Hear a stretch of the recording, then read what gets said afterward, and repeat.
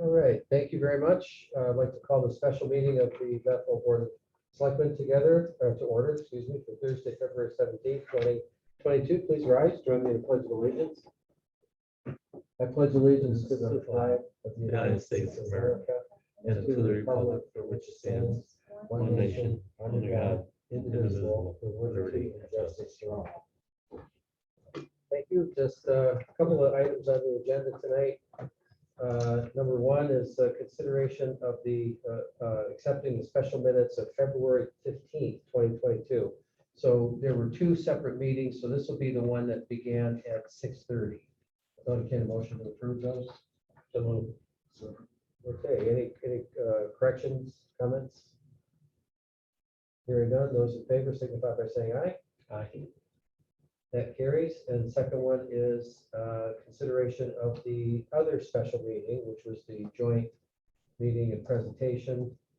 No, it wasn't. It was the presentation of first selectmen's budget to the board of selectmen at 7 o'clock. So I'll entertain a motion to approve that. Okay, those in favor signify by saying aye. Aye. All right, that carries. Item number 3, appointment of special counsel. Let me tell you what this is about. You have a letter of engagement from Bertha Kalina Attorneys. And this is from Carrie L. Olson, who is an attorney who has done work for Bethel in the past. What this is, we have had pending for 3 years a $1.5 million grant through the Connecticut Department of Transportation for a major infrastructure project for sidewalks. There'll be several parts around town that are impacted by this. Repairs to the busted up sidewalk along Milwaukee, on Greenwood, and most importantly, it will complete the partial sidewalks that go up and down Worcester Street. This has been in the works for a long time. In fact, it might even have gone back 4 years. This is through the Transportation Initiative Program through the Council of Governments, approved by Department of Transportation. We're finally coming up to be able to build this, and we have up to 6 property owners on Worcester Street who are not granting easements, for a few inches of property to allow this to go through. We have tried to design around it and stay within the town's legal right of way, but it's not possible to do that. We've had to do that with a couple of properties, but with the 6 properties so far, we're unable to actually build the sidewalk to DOT specifications and build around it. So I am going to ask the board to approve hiring Ms. Olson to begin condemnation proceedings on those properties, so we can, complete the public safety effort that those residents up there have waited for years to have. So to open up the discussion, I'll make a motion that we appoint Carrie L. Olson of the firm law firm Bertha Kalina as special counsel for purposes of the Worcester sidewalk project. Is there a second? Second for discussion. Okay, so the floor is open for discussion. So this has been going on for a while, and they just won't. What is their right that they don't want to shovel the sidewalk in the winter, or That's part of it. some losing some of their property? No, nobody's ever actually said that. There's some animosity toward the town on the part of one property owner. The town, the owner believes that the town has, when saying the town has not treated the Worcester neighborhood very well regarding development. So there's developments up there. So this individual is angry at the town and says, I'm not going to work with them. The language was more colorful, I can tell you that. Okay. One property owner wanted a payment of $16,000 for about a foot of property along the line, which is, but everybody, and then others have simply refused to respond to the letters from the town attorney or answer the phone. So kind of, this is a public safety thing. It's gonna let kids safely go from those neighborhoods up there into town. I think my personal feeling is it's extremely unfair for people to hold this up. It affects the entire neighborhood. And there's, even with the summit, people who come down and walk into town if they want to do some exercise. Yeah. So it's unfortunate that we have to take this step, and that we're sort of at an impasse, and I see no way to resolve it. Is there money in the grant for legal fees? So this doesn't come out of the general fund, or is there? Probably not. It would have to, it would be, we don't think this is going to be very expensive because as a public safety project, it's kind of a slam dunk. There's really no reason a judge would not grant this.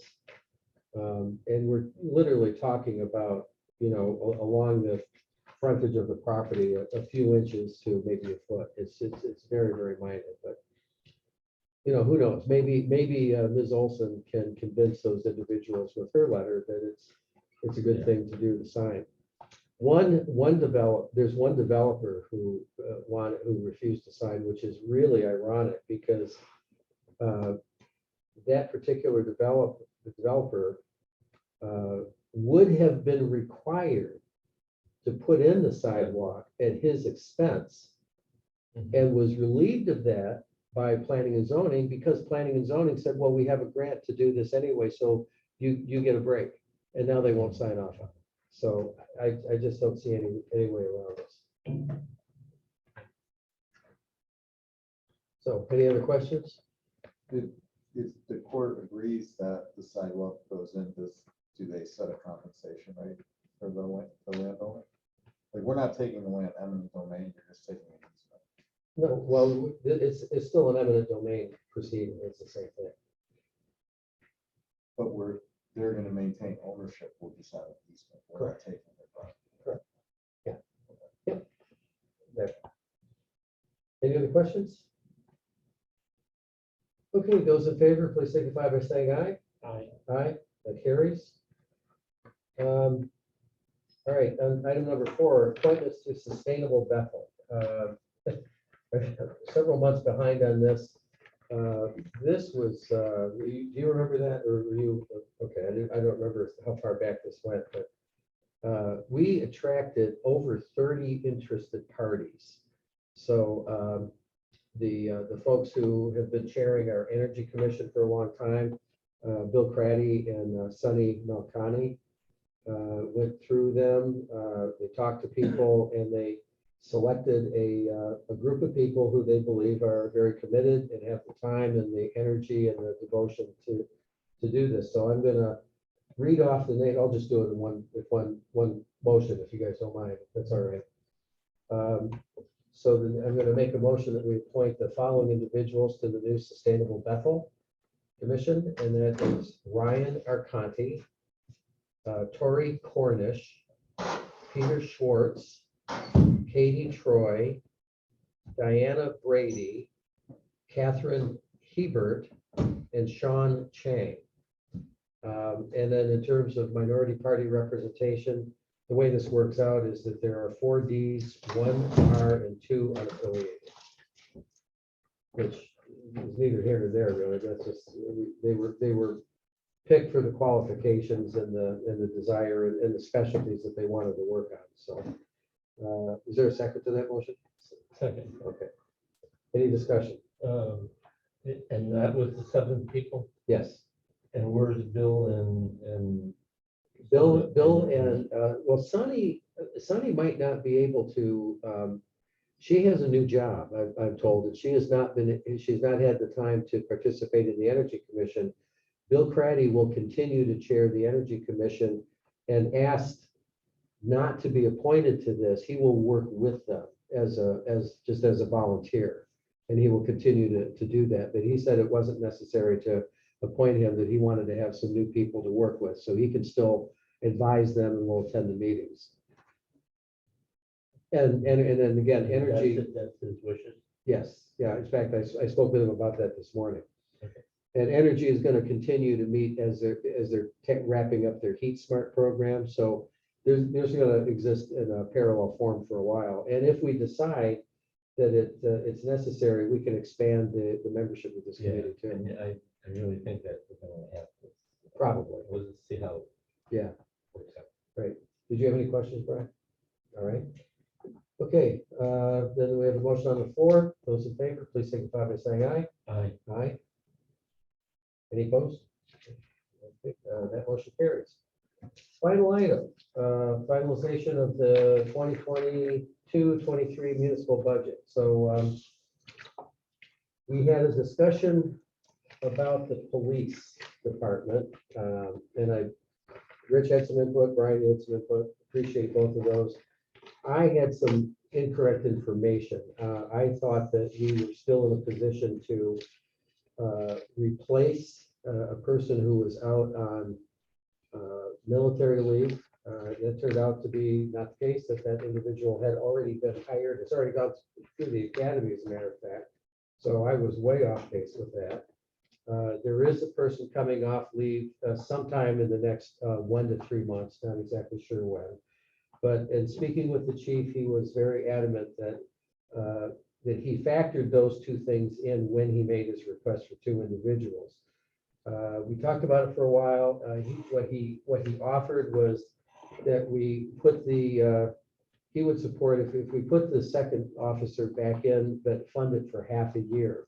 And he said that works out logistically because it would be difficult to get a seat at the academy before the first 6 months are out anyway.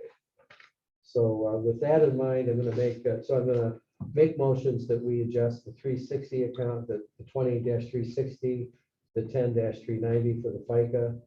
And then the second part of this, if you probably read my memo, is, and this is Brad Hearing brought to me after discussing with the chair and vice chair of the Board of Finance, remove one vehicle from the budget and purchase that car out of our current CNR, it's current capital non-recurring. So it comes out of next year's budget. The chief will still have not only 4 cars, he'll have one earlier, wouldn't have to wait till the fiscal year starts. And then it relieves the budget a little bit. So that makes a $15,400 change to the budget, to the negative. It actually lowers it a little bit. So I'm going to make the first motion and move that we add to line 5101, which is salaries for Department 20-360, $27,500 for 1/2 year of a full-time police officer. Okay, second, any discussion? Okay, those in favor signify by saying aye. Aye. Aye. That carries. Did you vote or? Night. You didn't give me a chance. Night. Okay, all right. This is my bad here. I'm sorry. Okay, second motion is to remove 45,000. Oh, in fact, let me add to that. Let me just state for the record that the new salary total for line 5101 is $4,925,826. Okay, can you read that off one more time? 4,925,826. Thank you.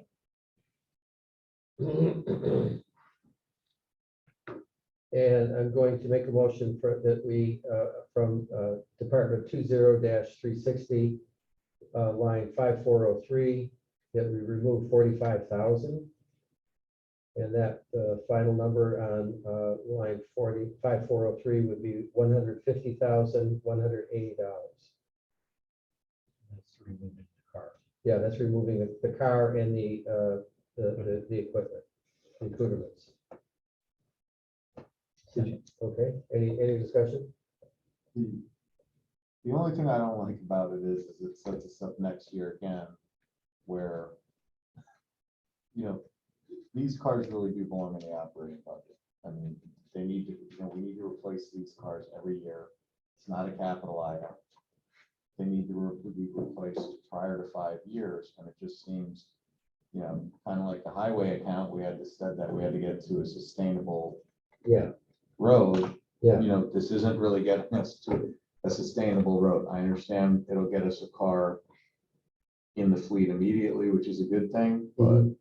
overall, I think, you know, the 4 cars is a reasonable request, and that, you know, I just don't like playing with it, because I know next year we're gonna be talking about it, and the cars are gonna be an increase. Yeah. So, well, I might have mentioned before, I'm not prepared to do it tonight, but I do want to bring before you guys in the near future, a request for the flat top that we talked about too. So that would actually be, you know, but you're right, there should be 4 cars every year. I completely agree with that. But trying to keep this as reasonable as possible, so.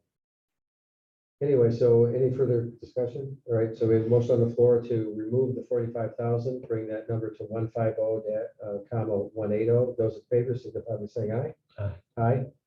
Any opposed? Aye. Yep. Okay, I'm sorry. that's what, All right, You want to put a total on that? yes. For the record? So I'll make a motion that we fund the final amount for Department 20-360 in the amount of $5,412,168. So 5,412,168. Second. Those in favor? Aye. Any opposed? No. Okay, got it. So to adjust the FICA for Department number 10-390, line 5112, I'll make a motion that we add $2,100 to that line, bringing the total to $860,106. Second. Any discussion? Those in favor? Aye. Aye. Any opposed? can't oppose it. I know, that's okay. Can't oppose it, so. So the I total can't for, oppose it, I mean, it's No. math, I mean, if they need it, Okay. if they put the police officer back. Yeah. so it's not- I Okay. can't oppose it. so for department, the final total then for Department 10-390 was $6,264,006. So 6,264,006. Is there a second? Second. Okay, those in favor? Aye. Aye. No. Any opposed? Got it. So now this brings the total town bottom line. Make a motion, we fund the town, or it's the math, approve the town at $34,370,280. Second. Those in favor? Aye. Aye. Any opposed? Right. And the grand total for town and Board of Ed and debt and school renovation or school costs is that now I move to approve $85,535,111. Second. Those in favor, signify by saying aye. Aye. Aye, and any opposed? Right. Got it. So the change is, well, this brings the estimated, the proposed mill rate increase, it takes 0.02% off of that, brings it down to 1.15%. So pretty reasonable so far. So that's all, folks. I'll entertain a motion to adjourn. Motion to adjourn. Second. Second, those in favor, signify by saying aye. Aye. Aye. Aye. Well, thank you very much for coming out for a very short meeting. Appreciate it. I'm sorry? All right. Yeah.